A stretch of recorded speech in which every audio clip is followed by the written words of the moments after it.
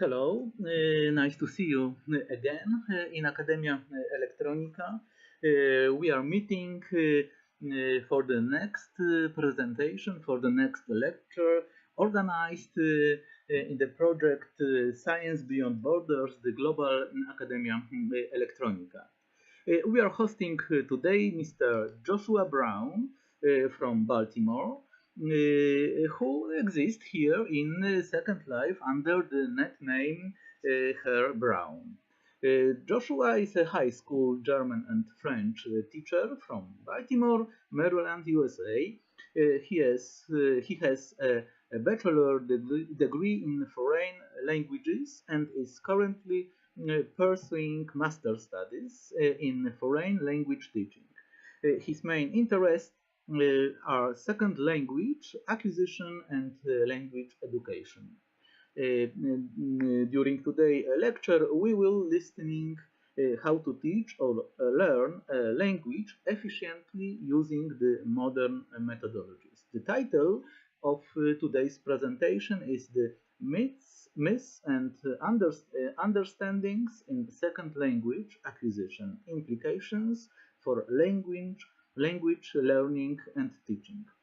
Joshua, the floor is yours.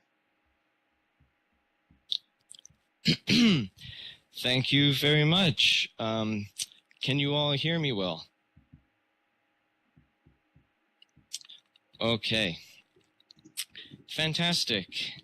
So, thank you all very much for coming today, and thank you for your introduction.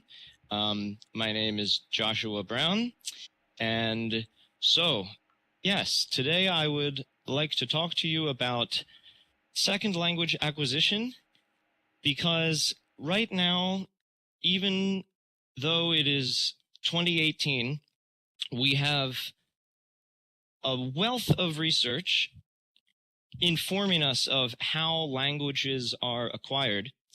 However, I am an educator in a high school, a very standard high school, and one could say that it is average and indicative of many high schools, at least across the United States of America, in its approach to language teaching. And unfortunately, it seems that the primary approaches that many educational systems take when it comes to the instruction of language simply do not align with what the research tells us.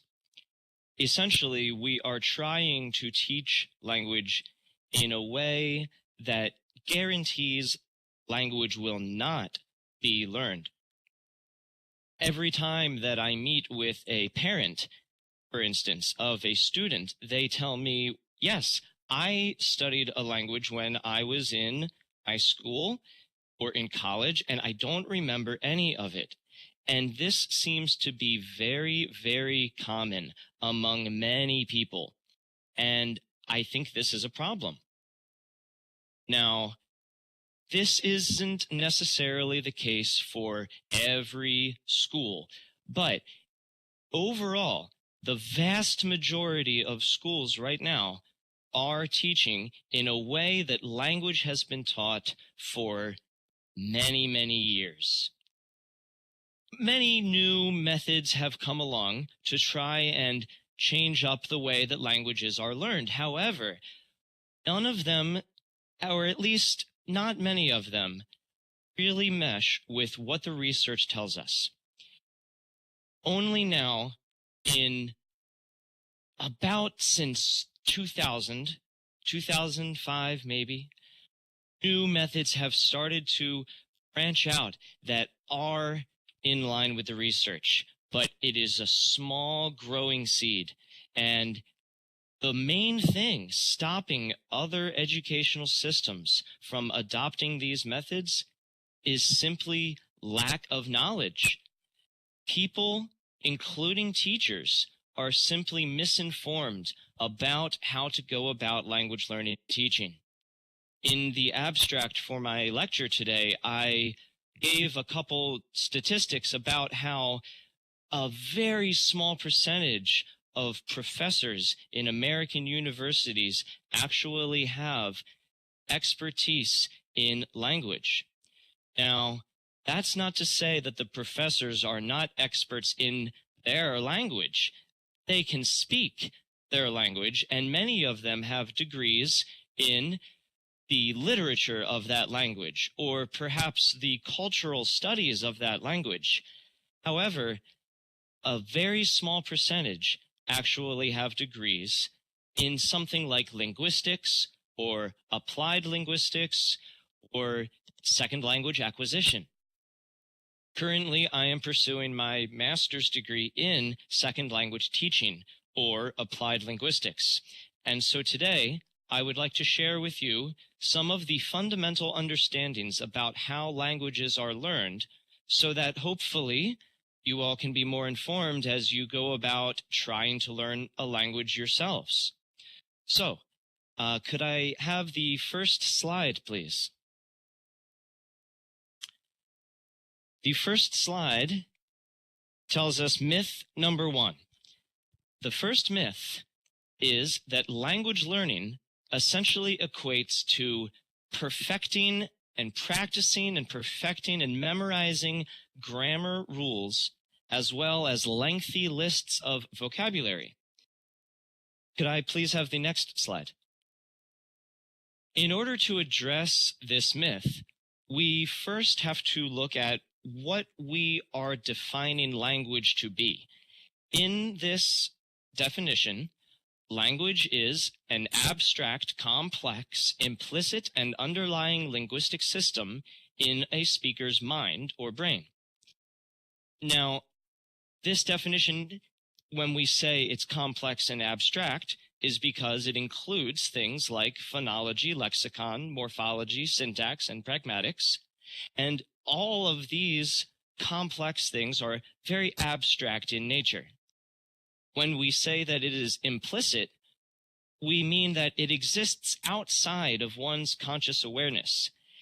One could liken this perhaps to some sort of instinct or gut feeling, so to speak.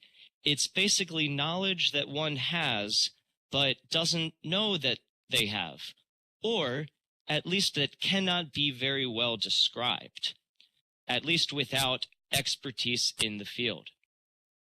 If you go to the next slide, please, I can show you some examples of this. I don't know how many of you are native speakers of English, but if you are, then many of these examples will register a response with you, and you'll be able to tell what sounds good, what is acceptable in the English language, and what is not acceptable in the English language. Let's start at the bottom. I ain't got none. Now, many English speakers will tell you that this is not proper. This is wrong to say. And perhaps, maybe some people say it is. However, if we say, I ain't have any, then that just doesn't seem possible. It's not that it's imperfect or it's slang. It's just that no one says it. So the question is, what makes one of these okay and the other not? Here's another example. It's perfectly okay to say, I liked the book so much I reread it. But it's not at all okay to say, Zasha petted the dog, and when it wagged its tail, she re-petted it. So, likewise, Amy seems sad is a perfectly okay sentence in English. But Amy seems asleep, no one would ever really say. So why? What is the rule here? Every native speaker of English would likely agree that some of these statements are okay and some of them are not. However, barely anyone could actually tell you why from the point of view of a rule in the language. Now, when we consult a textbook about language, we are given rules. Like, for instance, in Spanish, in order to ask a yes or no question, we invert the subject and the verb. But there are more rules than just that, so to speak, if you want to define them as rules. And examples like the ones on this slide show us that there are some rules that we know, but that we don't really know that we know. Things that we can't really articulate. The top examples ask us to define what round is. We all know things that are round. A ball is round. An orange is more or less round. But unless you are a student of math, you probably can't give an actual objective definition round. So it's knowledge that we all have, but that we can't quite articulate. And it is the same with language. If you could go to the next slide, please, we will see that in an image given to us by Krashen, the famous linguist, Stephen Krashen, from 1982, he explained that when we describe rules in a textbook, for instance, we're really only talking about a certain number of any given amount of rules that could be in a language. If you are an expert in languages, perhaps a linguist, you know about a wider range of rules that could exist in that language. And there are rules that are even beyond the best understanding of even the most well-researched linguists. Now, when it comes to actual rules used by students of a language, the circle becomes much, much smaller. Now, the researcher, Dr. Bill Van Patten, gives to us a couple quotes here that are very important for language education. He explains in the top quote on this slide that what teachers need to understand is that the rules and paradigms in textbooks simply aren't the things that wind up in our heads. They are not psychologically real. What he means here is that when we say something like, in Spanish, to ask a yes or no question, you invert the subject and the verb, this is not really the rule. This is our best way of describing that rule. It's a shorthand way of talking about something that is too abstract and complex to talk about in any way other than non-technical terms. So, why is this important? When it comes to language education, we try and make ourselves memorize and perfect a certain set of grammatical rules. However, there are many rules beyond these, and what we are studying is really only our best articulation of those rules.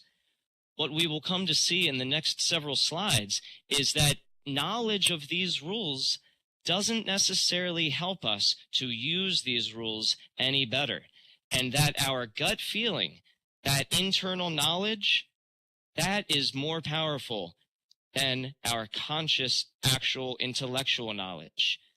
So, if you could go to the next slide, please.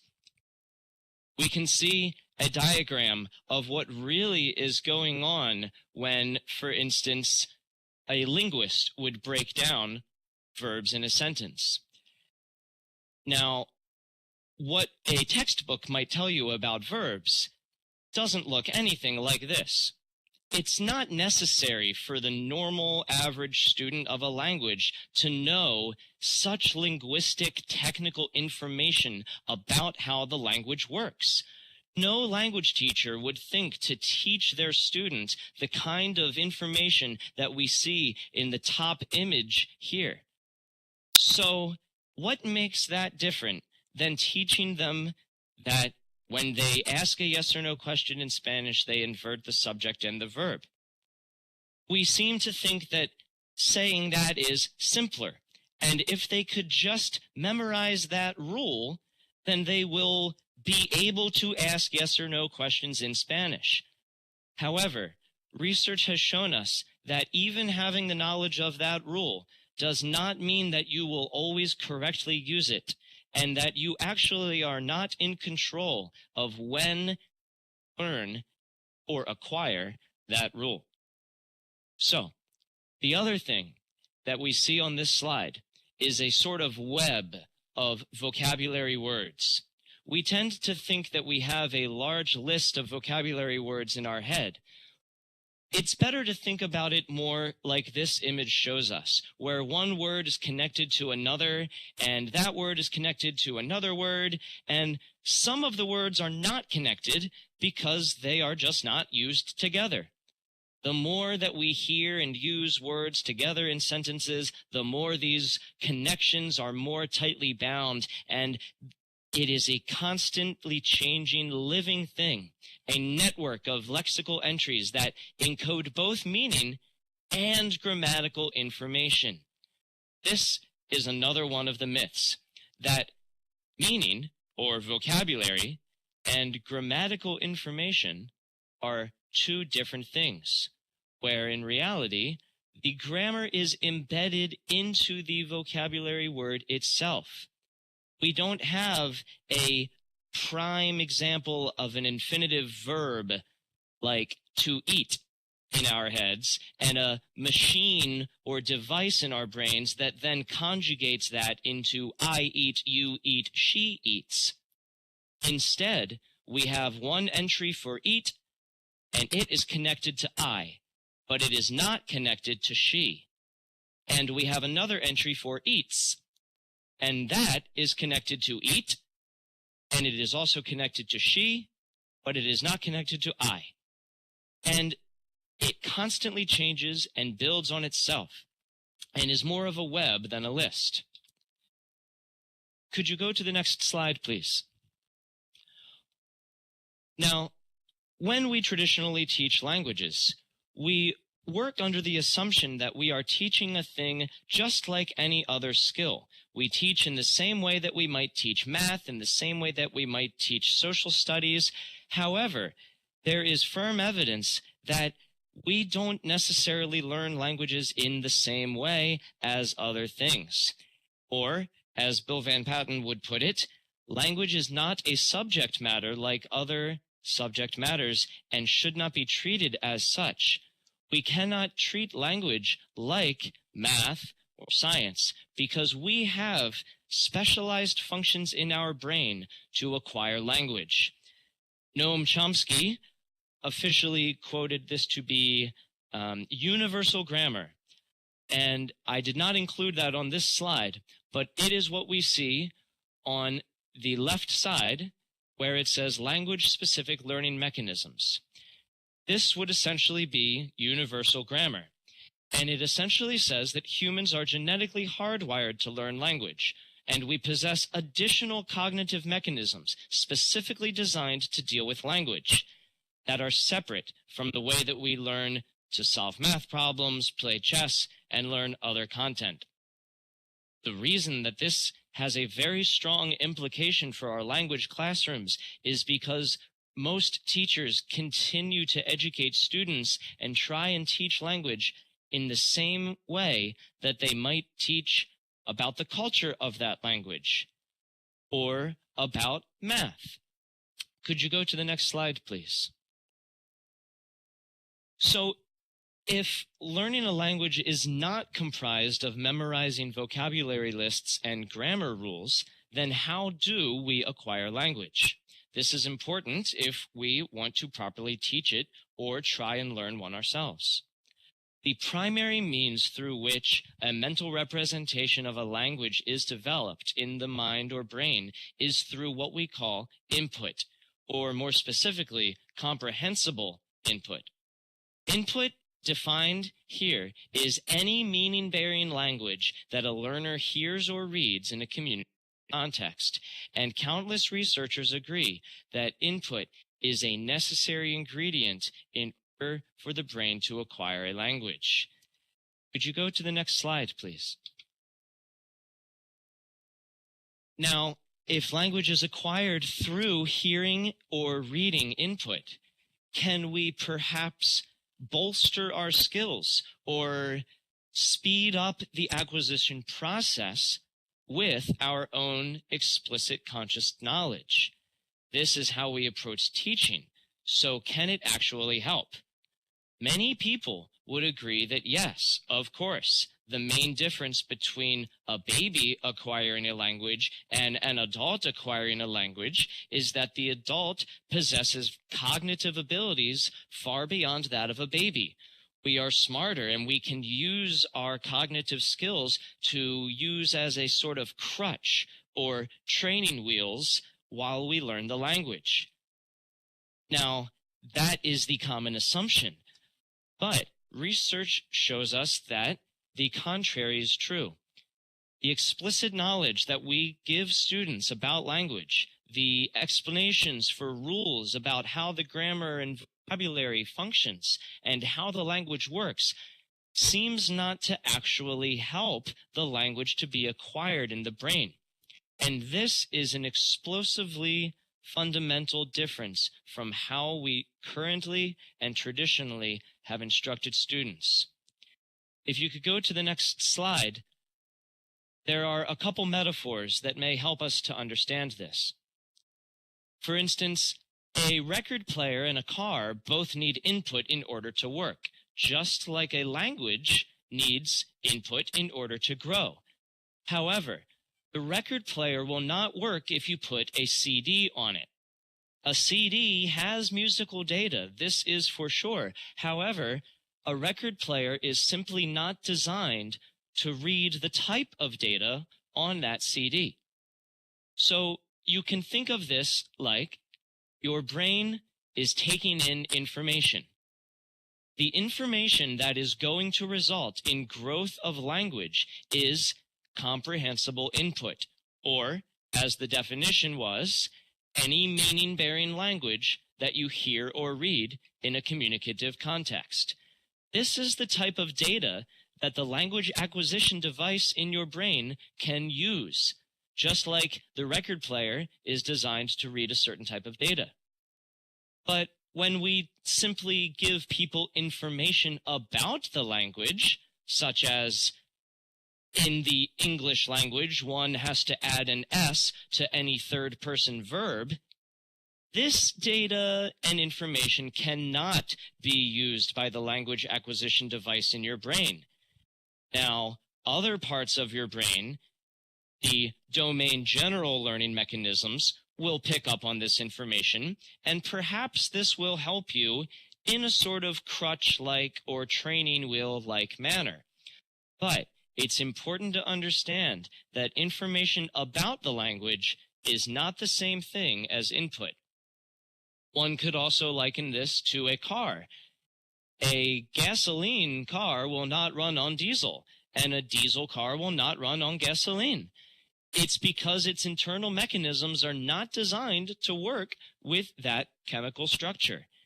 And the language acquisition device in your brain is designed to process input, actual meaningful language that's used in real ways. If you could go to the next slide, I have another metaphor.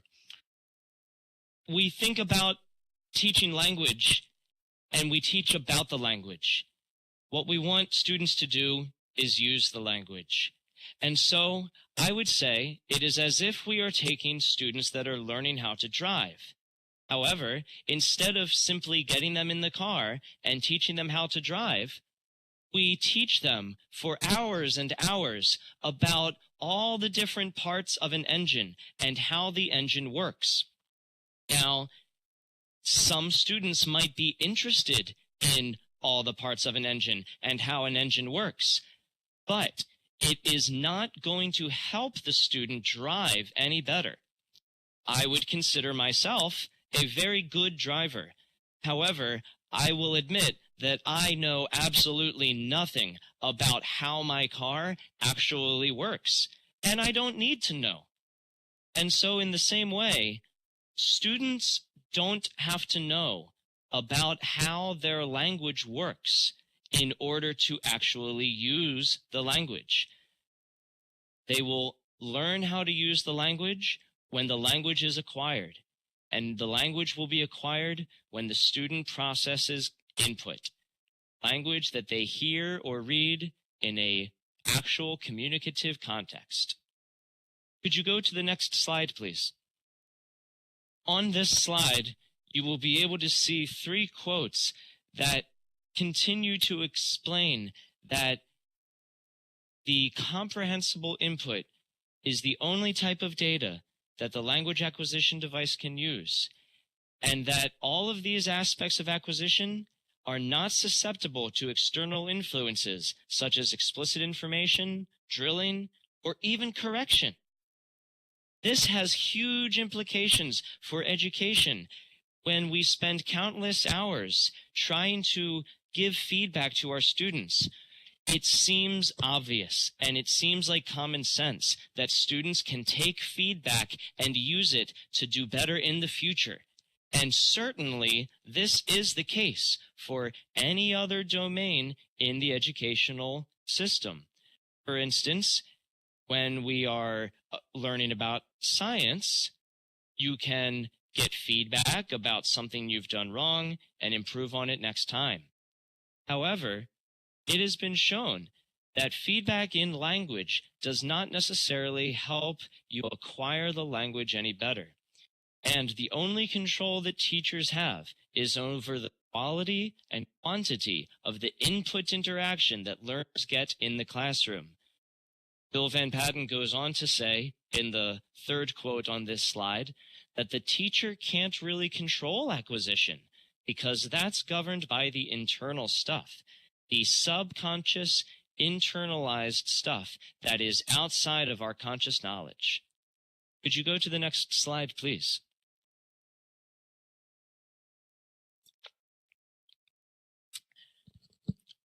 One other major piece of research is called developmental stages and acquisition orders, and this has very large fundamental implications for how we should approach language learning.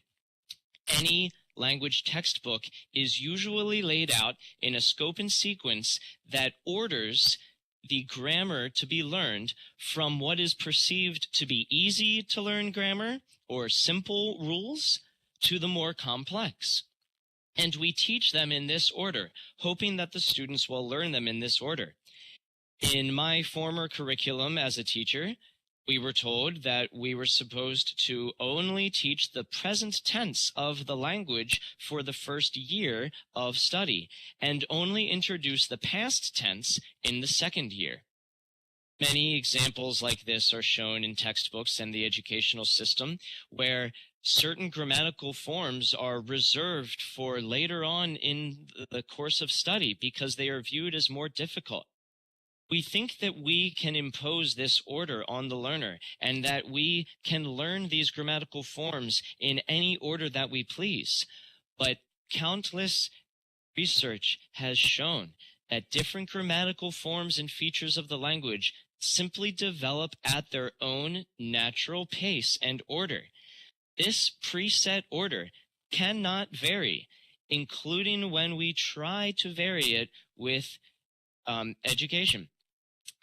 Attempting to impose a preset series of linguistic forms is largely futile and possibly counterproductive, we read in the 3rd quote of this slide. By the way, all of my number references after any quotes are available on the slide of the PowerPoint, which I can make available after the lecture. Could you go to the next slide, please? On the next slide, I can show you an example of some of the studies that have been done in acquisition orders. For instance, when it comes to the language of English, many studies have been clear in showing that we acquire, or learners of English acquire, certain inflectional morphemes and function words in a very precise, consistent order. First, they acquire the present progressive ing, and then the auxiliaries and articles, then the irregular past, and then the regular past, and the 3rd person singular s, and the possessives.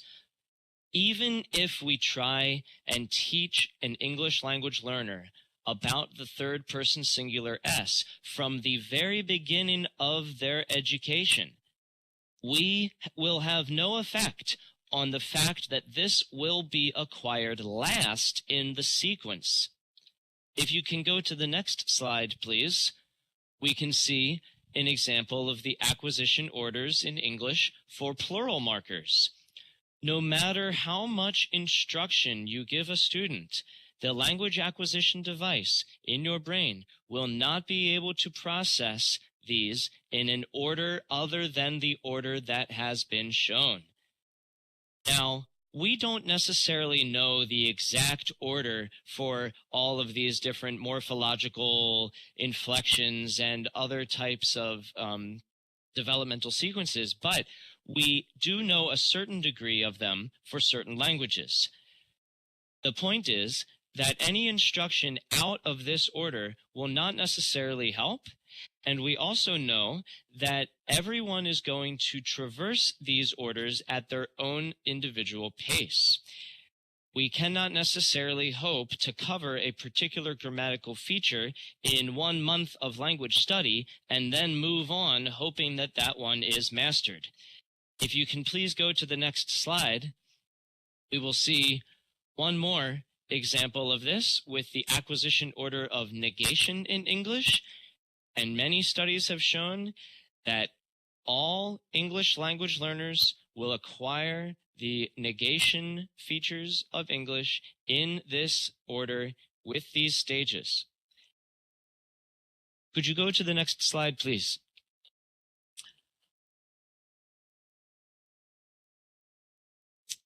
On the next slide, you can read this quote on your own. But to paraphrase, when teachers hope that they cover or teach a certain grammatical function in their class over the course of one given unit, so to speak, they then give a test to the students and hope that the students have mastered this topic. They then move on to another topic, and if students have still made mistakes in something they did earlier on in the year, instructors will become upset. And they will say, I already taught that. Why did they not learn it? However, the research in developmental stages and acquisition orders tells us that much of language learning is beyond a teacher's and a learner's direct control, and that language acquisition is slow and piecemeal. Could you go to the next slide, please? When we say that language acquisition is slow and piecemeal, I would liken it to weight training. When one goes to the gym and lifts weights, they certainly do not try and lift a certain goal in just their left arm. They would do it in their left arm and their right arm. And no one would want to develop all of their strength in just their legs without working at all on their upper body or their core or their arms. Most people that want to be fit and strong will exercise all parts of their body equally, and their muscles will not develop in stages, but rather little by little here and there. The left arm will get a little stronger, and the right leg will get a little stronger, and then the back of the shoulders will get a little stronger, but not all at once. In the same way, there are no shortcuts, and it will happen very, very slowly. So, language acquisition, likewise, will happen slowly and in a piecemeal way, and not in any given order all at once. Could you go to the next slide, please? I see a question here. You mean that basically teaching with a program like in school has no sense due to the cognitive possibilities of the person who is learning? Well, I would say that teaching with a program that is employing a specific order of grammatical functions would essentially have no sense, as you put it, because the order that those grammatical functions are going to be acquired is out of the teacher or learner's control and is instead inherently part of how the language will develop in the brain. It is preset and natural. The second myth that we have is that you have to speak a language to learn it. Many professional development topics when it comes to language education focus on getting the students talking. And of course, all teachers and learners would say that getting their students to talk and be able to speak is ultimately the goal of the language program. while this absolutely is the goal, the question is whether speaking the language will actually help us to learn the language any better. And research has shown us that input, not output, is the fundamental ingredient for language acquisition. Could you go to the next slide, please?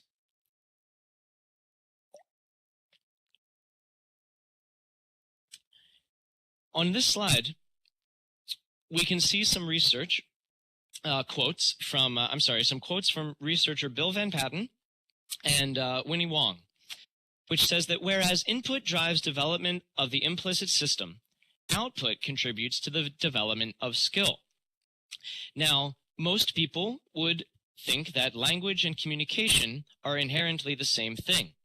However, researcher Van Patten would argue that there are two different things: the mental representation of the language and the skill that one uses in order to communicate with it. And acquisition precedes production. He likens this to putting a cart before the horse when we ask students to speak what they have not yet acquired. And researcher Wong is quoted to say that a flood of input must precede even a trickle of output. The implication that this has for us in language education is that we think that teaching students a particular grammatical function or a dialogue that includes a particular set of vocabulary, we would like them to then perform this dialogue or practice in a conversation in the hopes that those words will somehow worm their way into their brains more deeply. Now, while this may result in language-like behavior or memorized dialogue and possibly may be used as a crutch or type of training wheel, the actual production of the language will not result in the acquisition of the language. Could you go to the next slide, please? On this slide, we can see a more articulated quote that explains my thoughts there in a bit more detail. This comes to us from a book called Second Language Acquisition, The Basics. Now, one would hope that if such a fact as this were considered one of the basics, that language teachers across the world would understand this and be able to attune their teaching to a way that works with this understanding. However, traditionally and continually today, the majority of educational systems, at least in the United States, seem to go against the grain. What we see here is that one's ability to produce the plural, so to speak, or for example, during interaction, indicates that the plural has already been acquired. Opportunities to produce the plural develop the learner's skill in accessing that form. If I could offer a metaphor to better understand what this means, it is as if we have a well full of water. If we hope to extract any water from the well, we have to first pour water into the well. If we don't pour water into the well, we cannot draw any water out. And this, of course, seems obvious. However, what we seem to be doing is trying to pour or bring water out of the well at the same time as we are pouring it in. If anything, we are only going to pull up what we just poured in, and it will never actually settle. What I mean by that is that memorized information is short-term, but actual acquired language is long-term. This could and probably is the explanation for why so many people have told me that they studied a language in high school but don't remember any of it. It is because the way that they were taught centered around memorization, because that was the only way to effectively pass the tests that we give. If one's only hope is memorization and a short-term understanding of language, one cannot possibly hope to use this language for any long period of time. In addition, we have already seen that the rules that we are learning are actually far more complex than we say them to be, and that we have no effective control on the order in which they are acquired. So, could you please go to the next slide? one would think that, again, even in the face of this research, as adults, with our profound cognitive abilities surpassing that of a first language acquirer like a baby, we could certainly drill our way into knowing the language. After all, we have marvelous capabilities to memorize things and use a wide variety of cognitive skills.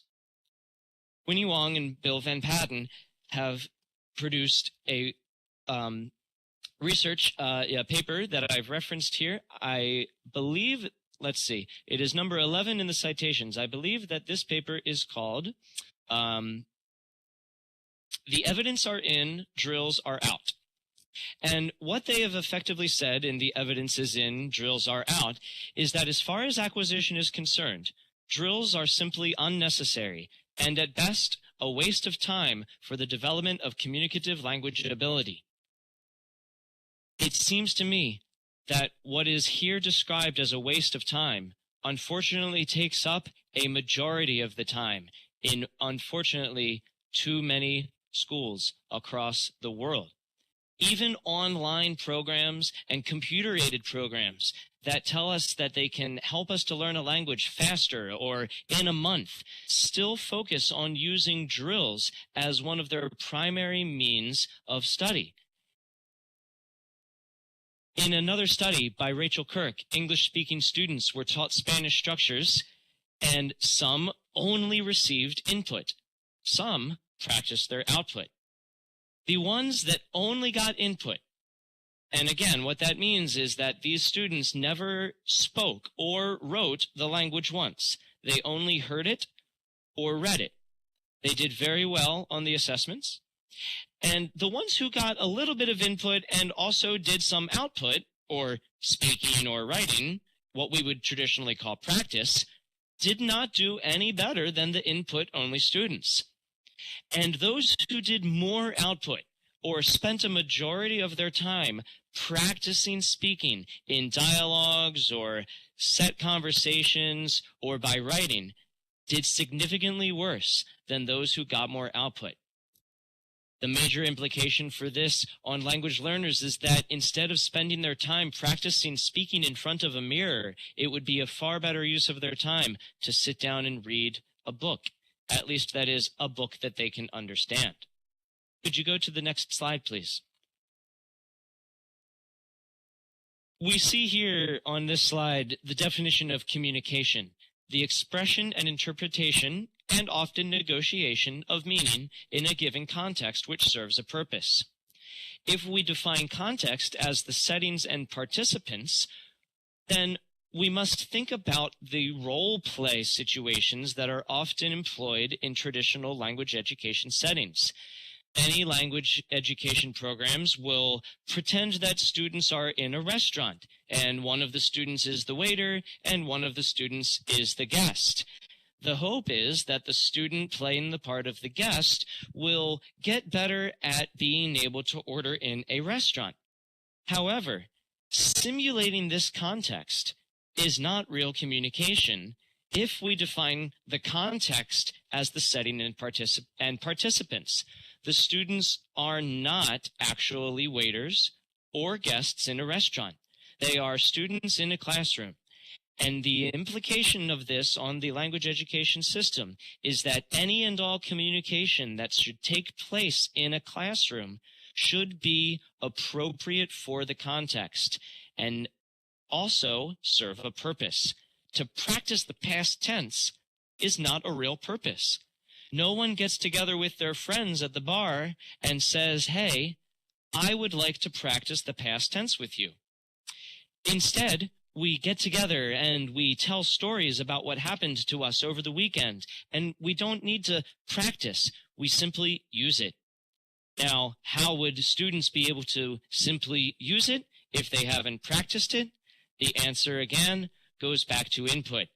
If a student is unable to speak or write a particular part of the language, the answer for them should be to read or listen to more and more of the language, and eventually, if they have acquired it, then the speaking and the writing will happen.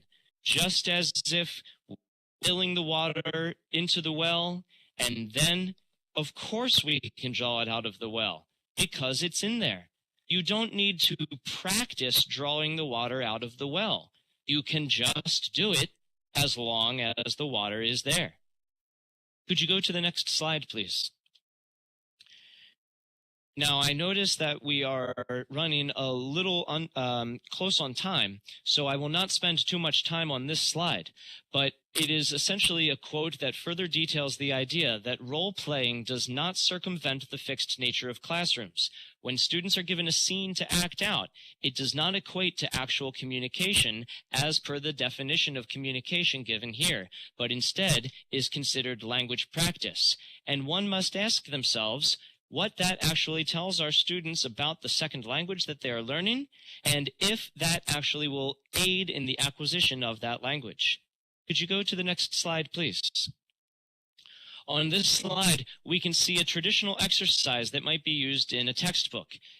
We can see that this exercise is not communicative per this definition of communication, and instead equates to language practice because there is no actual purpose or communicative purpose to this exercise, as we ask students to fill in the proper past tense verb in each sentence.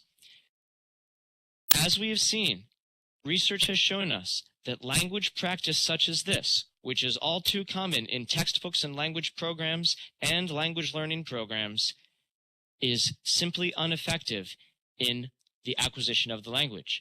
Could you go to the next slide, please? Here we see a slightly more communicative activity. This activity might be done in a traditional language classroom, but still could not be considered fully communicative. This activity, while not as drill-like as the last exercise, still does not respect the context of the classroom. The students when they are asked to describe the last trip they took using the questions below with, where did you go? With whom did you take the trip? For how long were you there? If students did not go on a trip, or if this was supposed to be a simulated trip, would not reflect the context of the classroom. It also has a lack of purpose. Why are the students asking these questions? Why do they want to have this conversation? Without a clear purpose, we cannot define it as communication or being helpful to acquisition. Could you go to the next slide, please? At this point, you may be asking yourself what you could possibly do and which language learning programs would be effective. Currently, there is a wide variety of people and approaches that fall under the umbrella of what we can call TCI, or Teaching with Comprehensible Input. Defined by Grant Boulanger, a teacher trainer and the 2015 Teacher of the Year in the Central States for Teaching Foreign Language, he defines comprehensible input and teaching with it as a body of approaches, techniques, and strategies that prioritizes the delivery of understandable messages that are personalized, meaningful, interesting, and relevant to our students. So any teacher that is teaching with comprehensible input would ask themselves, is what I am doing under the definition of communication and actually aiding in acquisition? Is it an approach, technique, or strategy that prioritizes the delivery of understandable messages, aka comprehensible input? And is it personalized, meaningful, interesting, and relevant to our students? Now, there are many techniques which fall under the umbrella of teaching with comprehensible input. If you would like to know more, you can research such things as TPRS, or Teaching Proficiency Through Reading and Storytelling, which was developed by Blaine Ray. Or you can look up Movie Talk, which is a fantastic method of narrating movie clips to students using fully comprehensible input. And if you could go to the next slide, please. Two major researchers in the field, Stephen Krashen and Benico Mason, have done much research when it comes to simply reading and listening to stories. Stephen Krashen has published several papers recently, which can be found on his website, SD Krashen, where he outlines the power of reading. He goes on to say people acquiring a second language have the best chance for success through reading. Now, recently, I was essentially forced to teach a language at my school that I don't actually speak. I was asked to speak French in the upcoming year, and my main background is in German. So I had to learn French over one summer. My primary method of learning French was by reading. And the difficult part is finding books that are comprehensible. Because as we have seen, it's not just input that results in acquisition, but comprehensible input. What we mean by that is that out of all the language that you might read, you are only going to acquire the parts that you can understand. So, you have to start with a book that you can understand at least 80% of. And unfortunately, not many such books exist. Unfortunately, there is a profound lack of resources for the entire field of teaching with comprehensible input. But luckily, things are starting to change, and we are coming up with more and more. Beniko Mason has developed a technique called story listening, which you can find more of on her website or on YouTube. The technique is very, very simple. Just listen to a story. Now, it's not necessarily that simple, again, because you have to understand the story. So her job as a language professor is to tell a story and do the best job that she can in helping the students to understand every word. She does this by drawing pictures, and she does this by writing the words on the board, and she acts them out. And these are things that many good language teachers already do. The problem is that we overthink it, and we spend much of our time doing things like drills that, as the research has shown, is nothing more than a waste of time. If you can simply stand in front of a class and tell a story and make sure that all the students can understand what you are saying and that they are interested, they will acquire language, and it is as simple as that. And if you can find a book or any piece of writing that you can read and understand most of, you will acquire the language, and it's as simple as that. So one could say that it is simple, but it is not easy. What I mean by it is not easy is that it is not easy for teachers to start teaching in this way because of the lack of knowledge that they have about this language acquisition research and techniques for applying the research in the classroom. It also is not easy for independent language learners because of the lack of resources that actually start at a comprehensible enough level. Luckily, as I said, things are starting to change. And if you go to the next slide, which is our last slide of the lecture, I know we've gone a little over time. Thank you for listening. On this slide, I have given you some tips for self-guided language acquisition. Everyone always asks, how can I do it on my own? If a teacher is not going to necessarily be able to help me, and if most classrooms are not going to teach in a way that properly aligns with the research, what can I possibly do to learn? Some people turn to programs like Rosetta Stone or Duolingo, and in my opinion, while I think that they might have an effect of a crutch or a training wheel for certain people that are more prone to that type of cognitive learning, then they may get some help out of such programs. However, for the majority of learners, it simply is not the most efficient way to learn. What I would encourage everyone to do that hopes to learn a language on their own is to seek out materials to read, watch, and listen to that provide you with comprehensible input instead of grammar practice. So most language textbooks would not fall under this category. Instead, what you should try and look for are things called easy readers or graded books or leveled books. The trick is, as an independent learner, you should think like a teacher because you are trying to be a teacher. You're trying to teach yourself.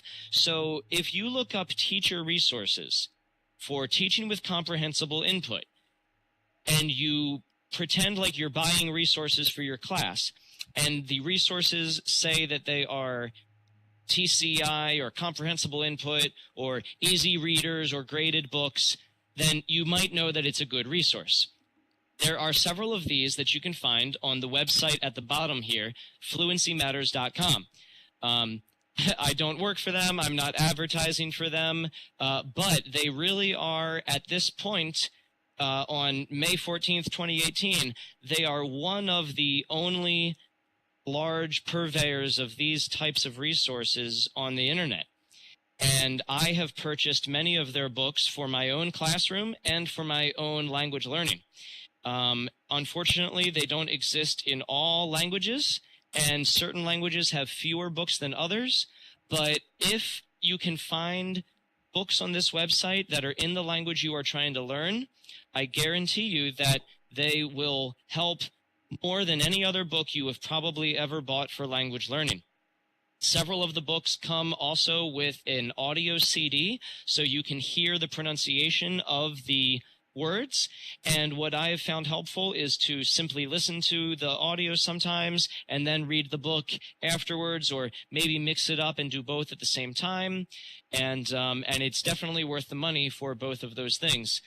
I would also recommend on YouTube, if you are learning the languages of German, Spanish, French, or English, definitely check out the YouTube well, it's not a YouTube series. It's an old television series, but you can find it on YouTube, and it's called Extra.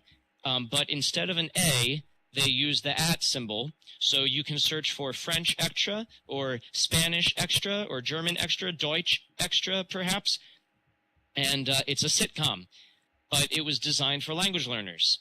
And I wouldn't recommend it for people starting at the very beginning, but if you have studied for a couple months, then it would be a very good resource to watch, and find one that has subtitles. Unfortunately, it's only in those 4 languages. The English and the Spanish ones, I think, have more episodes. But anyway, the point is, when you are looking for resources, make sure to find things that are just language, just something to read or something to watch or something to listen to that you enjoy, that you can understand most of. Once you do it enough, you can go out and have conversations with people and practice your speaking, and that is a good thing to do. It's not a bad thing to do, to practice your speaking by having conversations with people. But it's important to understand that doing that is because you have already acquired the language. You are pulling water out of the well that you already put in the well. But trying to practice something that you have not yet acquired will not help you acquire it any better.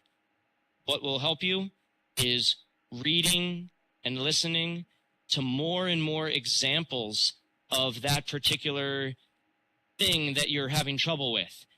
And eventually, your subconscious will do all of the work, and you will acquire the language.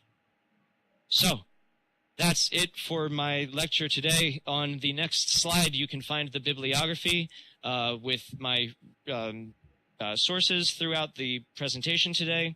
I will try and make sure that the presentation is available online somewhere for people to download, because I know that there was a lot of text and that you might want to research some of the references yourself. So I hope that we can take care of that, and I hope that you enjoyed the lecture today, and I thank you all very much for coming out and listening. If there's time for questions, if that is a normal thing to do, then I would be glad to take them. So, yeah, that is it. Thank you all very much. Thank you, HerrBrown. It was really splendid, interesting, and fully expressive lecture. Very comprehensible. So that thank you. It was really a great speech. You have questions, comments on the general chat. Let please to read because of registration. But nevertheless, I would say that the language in use seems to be more simple, easy than before your lecture. So that thank you for this. Let please put the questions and Josh, could you be so kind to read the chat also? Absolutely. Yes, thank you.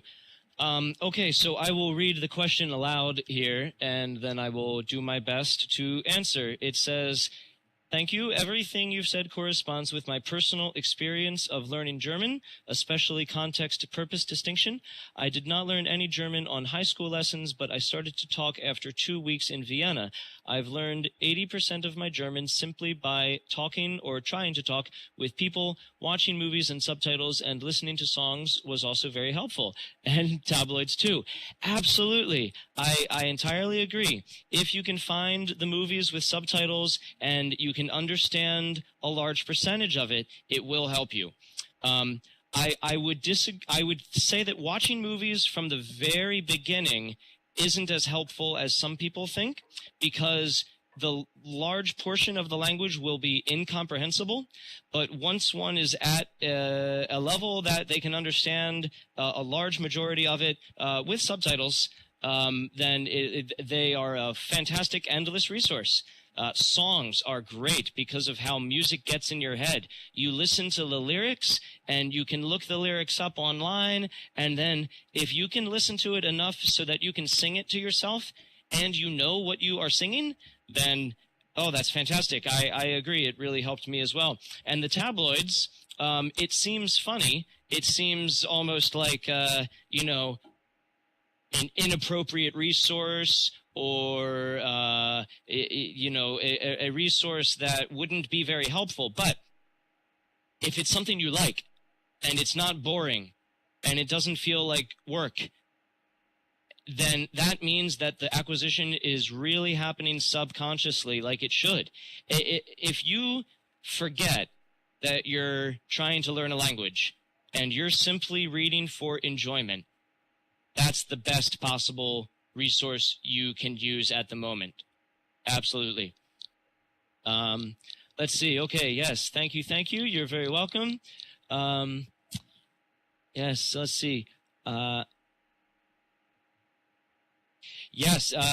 About things changing in theory over 10 years outside of the profession of being a teacher. That's for sure. I think that about 10 years ago, so that was 2008, I know that my school district was still using a traditional textbook with a traditional scope and sequence that had a preset order of grammar, and, you know, went in a certain order of vocabulary. And that's where I learned. And that's where that's where I first studied. And I did not gain nearly as much out of that experience as I did once I went to college, where I had a much different sort of experience and was able to actually engage in people from the country and do other things. So yes, things have changed, but the problem is that this research isn't all brand new. A lot of it is new, but a lot of it is like 30 years old, 40 years old, and the problem is that the institutions are just very slow to change, and especially at the college level, things are just so slow to change, and the trickle-down effect of that just results in people continuing to do the same things, even though the research has told us otherwise for really decades. So let's see here. What would you tell someone who wants to learn a new language not familiar to them, let's say Chinese, at an absolutely beginner level? Yes. Wow. So Chinese, of course, is a difficult one, like any language would be that includes a system of writing that's entirely different to your first language and all the other complexities that come along with a language like Chinese. The amazing fact is that even with something that we perceive as complex, like Chinese is acquired in the exact same way in your brain as Spanish is going to be acquired in your brain. And those languages are going to be acquired in the exact same way as French is going to be acquired in your brain. The difference is it's going to take a much longer amount of time. And unfortunately, there are no shortcuts in language acquisition.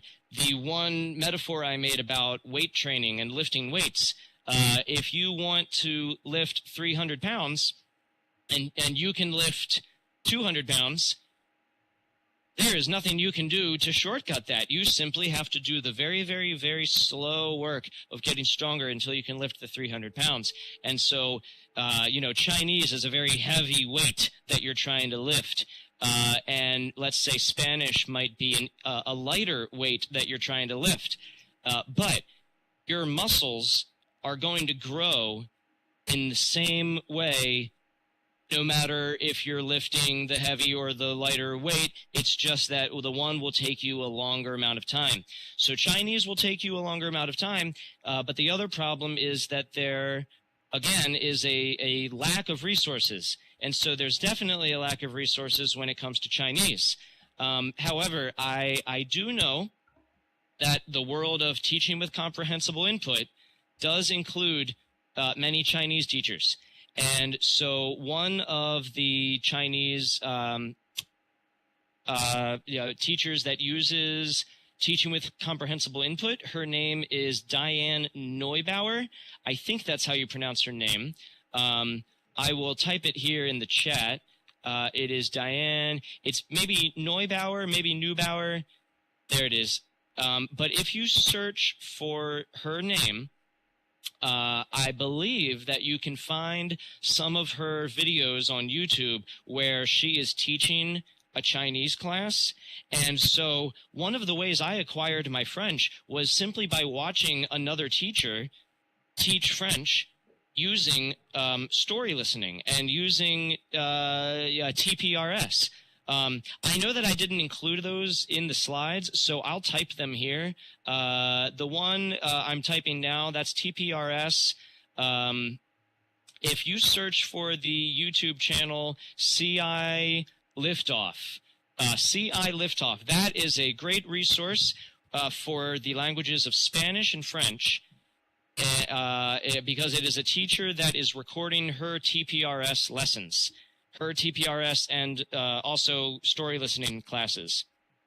But other than that, I would just search for TPRS and then the language that you're trying to learn, or search for the language you're trying to learn and then comprehensible input, or TCI, or just CI, and just explore what you find when you search for those sorts of resources. Most of what will probably come up are blogs of teachers that are using these techniques, and they are really the front lines of these techniques. And a lot of them graciously share their resources and their knowledge on their YouTube channels and on their blogs. So if you search for CI or TCI or TPRS and then the language that you're trying to learn, hopefully you will find something, but it might require a lot of digging. It might require a lot of research, especially if you're using or if you're trying to learn a less commonly taught language. But I know that there is some Chinese stuff out there. I don't think there's very much Japanese stuff out there, because I know that I tried to look that up once for myself. Those things are just going to probably trickle in more slowly, but they are still learned in the same way. It still is acquired through comprehensible input over time. So Let's see here. I learned English for 10 years in schools. When I have basic vocabulary, I started to watch movies with subtitles, but the first exam was the trip abroad. Oh, yes. Yeah, the trip abroad is fantastic, and you get to really use it, and you get to see it's real, and you see the culture and context, and it's fantastic. It can be a bit shocking as a beginner learner, but if you've had enough comprehensible input to get at least to a level where you're comfortable enough taking some risks and getting out there, that's the way to go. For sure. Let's see. Yes. Okay. Right. So you can have the input yet. Somebody mentioned that. Yes. And traveling abroad, it does allow you to get more input sometimes because you're able to see real menus at restaurants and figure out what they are, and street signs and posters for events happening and all sorts of things.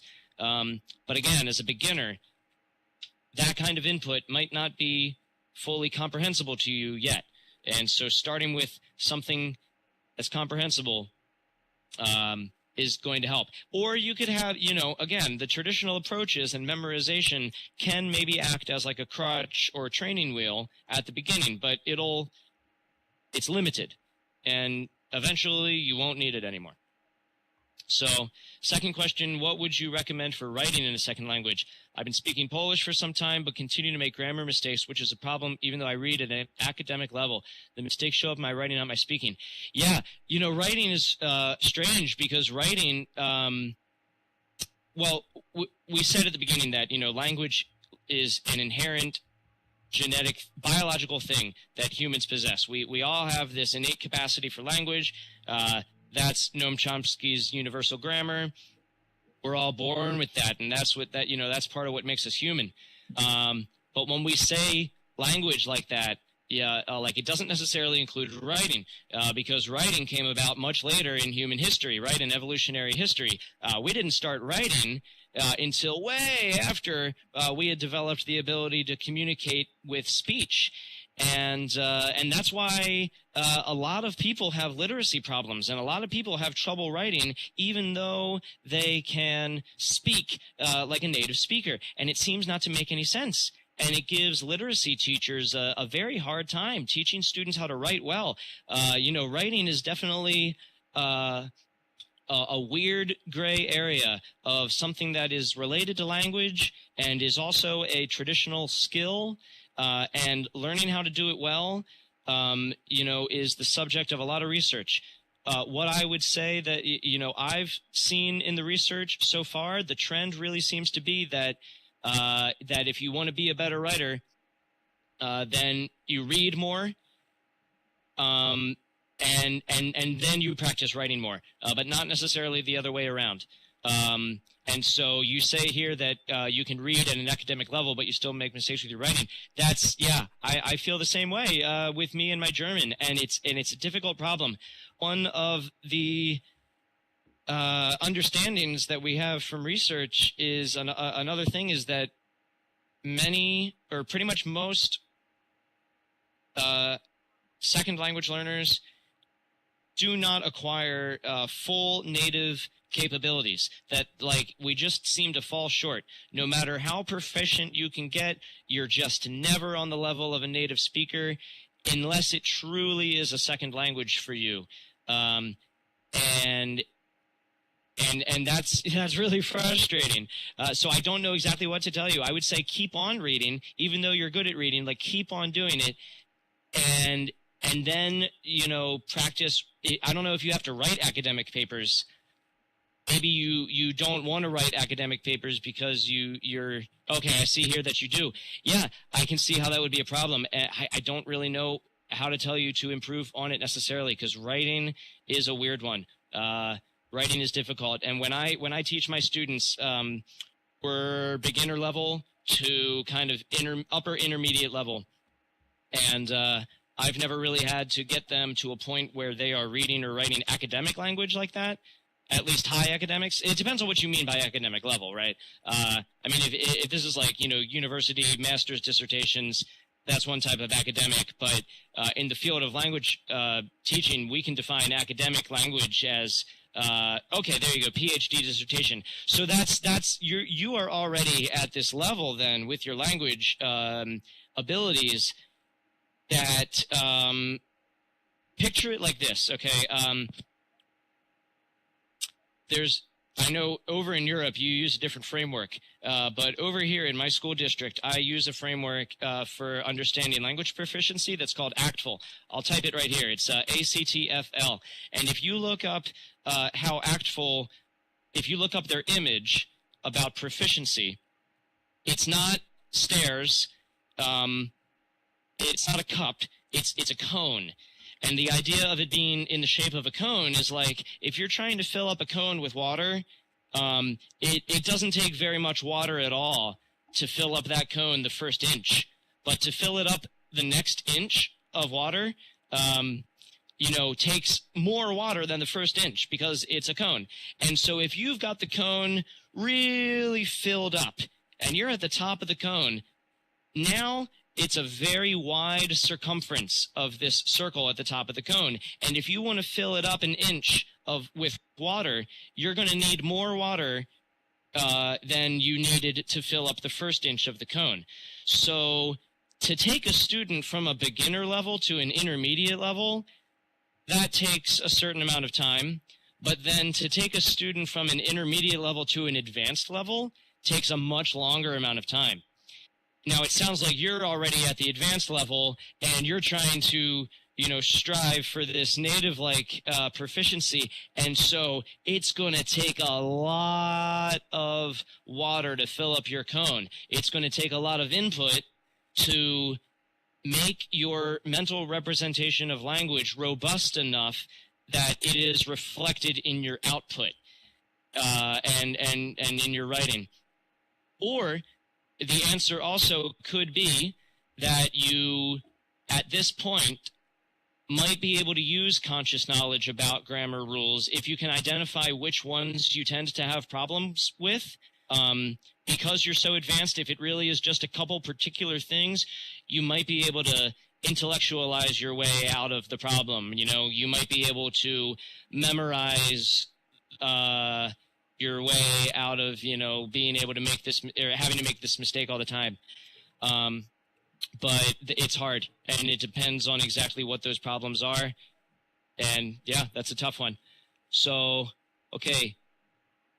Yeah, I see here that someone said we also do make a lot of mistakes in writing, even though we are the native speakers. Yeah, absolutely, because, we have English teachers here in my school, then they're trying to get their kids to write in English, and that's their native language. And sometimes you read what a student writes in their native language, and it sounds like it was created by a 3-year-old that is just starting to learn the language.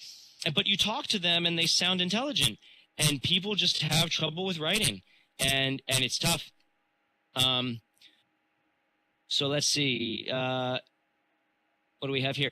My friend said that Chinese kanji characters are easy to learn because they're like hieroglyphs. Many of them are like pictures of the words behind them. You just need to know Asian drawing style. Yeah, well, when it comes to that, again, writing is just a different thing. It's not necessarily language in the sense that we're defining it. It's a form of communication, and it's a way of communication that reflects language, but it's not language itself. It's a symbol, and humans have an innate capacity to learn language, but they don't have an innate capacity to learn these symbols. And so some people may be able to do them, learn them easily if they, I don't know, maybe have a higher proclivity for visual intelligence. But if you agree that that's a thing. But again, it's a tough one. I don't know how to tackle the problem of Chinese characters and other things. I know that there's experts in that are using teaching with comprehensible input. And so if you search for comprehensible input Chinese, and you read some of the blogs of the teachers and professors like Diane Neubauer that are teaching in this way in their classrooms right now, I know definitely that they've written some blog posts on how to tackle the problem of reading and writing the Chinese characters. So definitely, who was this? Static Melody. Definitely research that one. Look up Diane, search for the comprehensible input Chinese writing, and just see what you find in the blogs. Read all that information. Make yourself an expert on this, because I mean that's all I've done. I'm doing my master's program now, but I've really just started it. A lot of my understandings have come because I've been forced to do my own research in order to be a more effective teacher and language learner. And the research is out there, but only if you go and look for it, because unfortunately it's not in the forefront of academia right now. So yeah, go and check it out. And I wish you good luck, because that's a tough one. Yeah, best of luck. Let's see. What was interesting, started to watch movies with the original English, no subtitles. Some movies had embedded ones, and I was wondering who the heck is translating. It's totally different context. Yeah, subtitles in movies are weird. I really have a problem with it sometimes when I try and play movies for my students, because it seems that a lot of German movies, the language is the spoken, and I know this is the same for many languages, the spoken language is simply different than the written language. And there's things that you can say that you just can't write, and there's certain ways that you can say things that you just would not write. And also, it might be too long to write. Yeah, German is a quite lengthy language, and so they often have subtitles that do not match what's being said, although they have the same underlying meaning. And that is a really cool thing, actually, if you're advanced in your language. But if you're trying to learn through comprehensible input and what you're reading is not what you're hearing, then that's going to be a problem. And so I would say that if that movie that you're watching is comprehensible enough to you, then that's great. But if it's not comprehensible, and the fact that the subtitles and the audio do not match, if that's getting in your way of understanding and it's confusing too much, then find a different resource and go back to that once you're more advanced. And then it could be really helpful. Let's see. Academic paper is not a top source of grammar knowledge. Okay, that was a response. Question, HerrBrown. How would you establish more or less the borders between the basic level, the intermediate, and the high level? I'm preparing my lessons to teach here, and my first problem is that the level is totally beginner. So I have thought about teaching vocabulary classified by topics and some exercises with little sentences. But this would maybe miss the context. I'm not sure how to do it. Any tips for helping me? Okay, so let's see. I would well, as far as the borders between basic, intermediate, and high, there is you can read the clear definitions of that if you look up ACTFL, which I typed, let's see, 2 messages above your message. It's ACTFL. That stands for the American Council on the Teaching of Foreign Languages. And if you look them up, and you look up their proficiency level documents, you can download it as a PDF, and you can read the exact differences as they define them about these proficiency levels. I know that often in Europe, there is a different framework that is used, and they don't say things like beginner, intermediate, and advanced, but rather A1, A2, B1, B2, C1, C2. I'm not as familiar with that, but I'm sure that on their website, they probably have documents that outline the exact borders. But ACTFL does a pretty articulated job at describing what makes the difference between a novice and an intermediate. But it's still not perfect, and it's very hard to define, and it might not even really be necessary to define, except, I guess, with certification to a degree. But yeah, I would check out their documents for knowing about that. As far as your comment, I have thought about teaching vocabulary classified by topics. It depends on what you mean by topics. If what you mean by topics is I'm going to teach all of the, okay, I see here, all the family, all the hours. Yeah. It depends on how extensively you're going into it. Because if the point of teaching it like that is so that the students get all the words for all the family members up, like mother, father, grandmother, aunt, uncle, cousin, all of them, you know, that might not be so helpful. But maybe just starting with, you know, a couple important relevant ones, mother, father, brother, sister, and then you're talking about the hours. Just talking, I mean, when I start every class by asking what time it is and talking about what time it is, and most of the problem with hours is numbers, and students have problems with numbers. So the question is, how can I deliver these things using comprehensible input and in a way that meshes with the understanding of communication, being the exchange of information that serves a purpose? And so that's really the ultimate question, is what is the purpose? So if the purpose is to learn all the members of the family, that might not be a great goal. But if the purpose is that today you as a teacher are going to tell the students about your family, and at the end they're going to be able, you know, they're going to know a little bit more about you, because that will help your teacher-student relationship, and maybe at the end of class they'll be able to say 3 things about your family, then that would be a good purpose. But the student might not be able at the end of class to list every single member of the family and fully describe his or her family. You know, it would start with what is needed to achieve that purpose. And the thing is, when you start defining your goals by purpose, you'll find that these vocabulary sets will naturally come in the way that is most frequent. So there's a statistic that's something to the effect of something like the first 1,000 word, the 1,000 most high frequency words that are used in a language represent something like 80 to 90% of all communication in that language, something like that. That's not entirely correct, but you know, you look at these lists that are given in textbooks, and students, you know, like really don't need to know every single word in a vocabulary list. Yeah, they may never ever use it. The question is, what do they need in order to achieve a certain purpose? So it's all about the purpose. I would look up information on what they call tasks, because I see here you use the word exercises. If you look back in the slides of my presentation, I gave an exact definition of exercise and activity.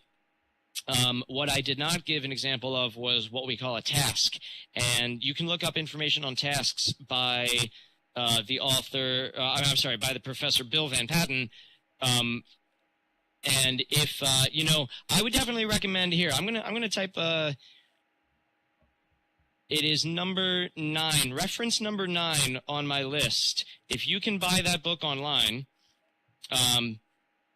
as a teacher, if you're a teacher hoping to help your students and you want to know more about everything we've talked about today, try that book, number 9 on my references list. It's called While We're on the Topic, and it's by Bill Van Patten. I just typed it into the chat. I would highly recommend purchasing that book for anyone here who is a teacher hoping to help their students. But, you know, honestly, even if you're not a teacher and you're a student trying to learn a language, it still would benefit you to learn more about language acquisition and language teaching, because if you are an independent learner, that means you're also assuming the role of teacher. So look up the teacher resources for sure. Let's see. I wonder if the same principles apply to learning how to play an instrument. Yeah, you know, that was something I thought of at first when I started doing a lot of my research. And really, though, now I've come to the conclusion that it's not necessarily the same. But I will say that music is a fantastic and mysterious thing. and I have no idea how music works, but it's amazing and it's brilliant. And you know what? Maybe we have specialized mechanisms in our brain that are meant just for music, and we don't even know it yet. But yeah, when it comes to learning an instrument, I feel like there's definitely a lot of similarities.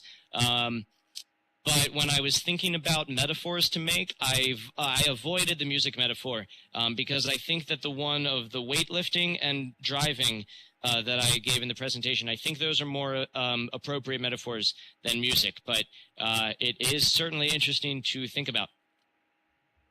Let's see. So learning with comprehensible input does not include mother tongue and usual grammar exercises. In general, then, we're learning the language like children, right? So yes, that would be right. Is that we're learning the language like children? You do have some that would take the standpoint that first language acquisition and second language acquisition are separate things that work in separate ways. But really, if you look at the fundamentals of how the language is learned, what is it in our brain that is happening when language is acquired, and what is necessary for that acquisition? Both first and second language acquisition is fundamentally input dependent. So in a way, yeah, we are learning just like the children. If you think about how a mother talks to a child, she's speaking with comprehensible input. If you start watching these videos on YouTube of teachers teaching with comprehensible input, and you look at TPRS lessons, and you listen to Benico Mason do story listening, it very much sounds like a parent talking to a child. And there have been many in the community who actually advocate changing the title of language teacher to something more like language parent, because we really are playing more of that role than teacher. I myself prefer the term language acquisition facilitator, but I mean, you know, language is slow to change, and I think we're going to be calling ourselves language teachers for some time. But I think, you know, it definitely does have some connotations to it with the word teacher that perpetuate these myths that language is really something that we can teach like we teach other things. So yeah, I call myself the language acquisition facilitator, but language parent is another popular one out there. Yeah, because we are children when it comes to learning our new language. Okay, what else do we have here? Okay, that looks like it's it for questions. I just see some conversation here.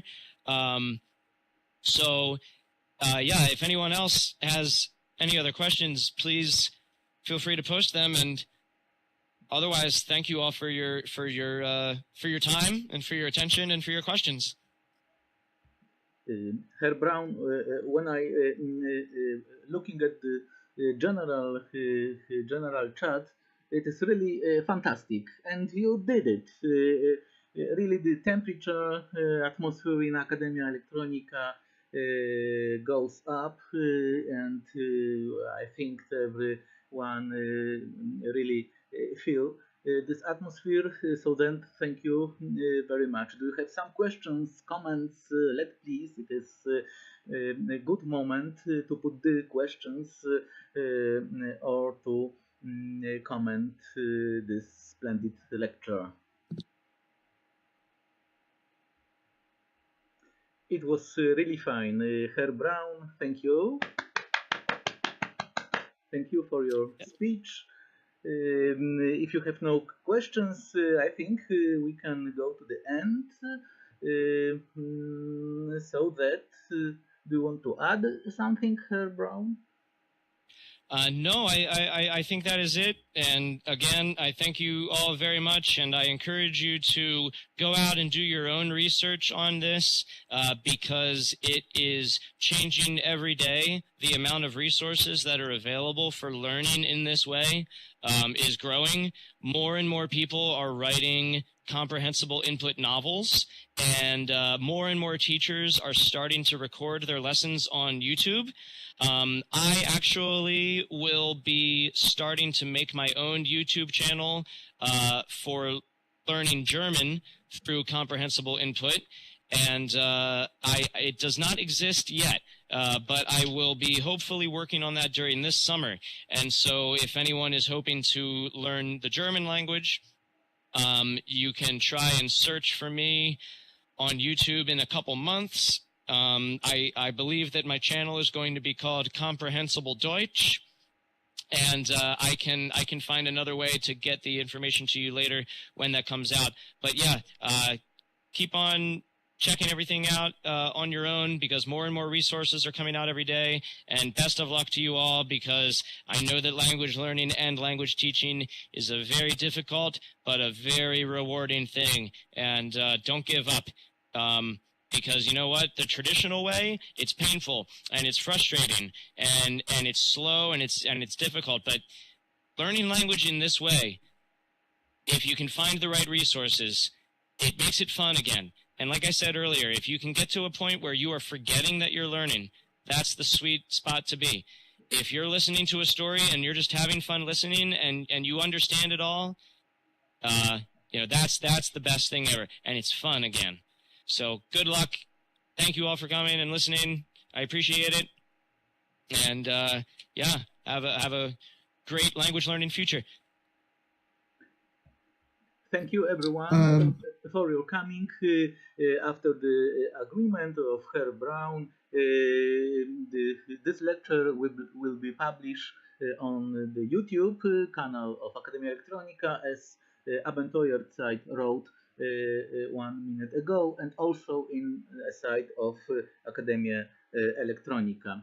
Abent, you would like to say something? I just wanted to say exactly what you have said. So today's talk is part of the Science Beyond Borders page on Academia Electronica. And if anyone wants to revisit today's talk, then they will have that opportunity in the future. I would like to add that Amphitheater site is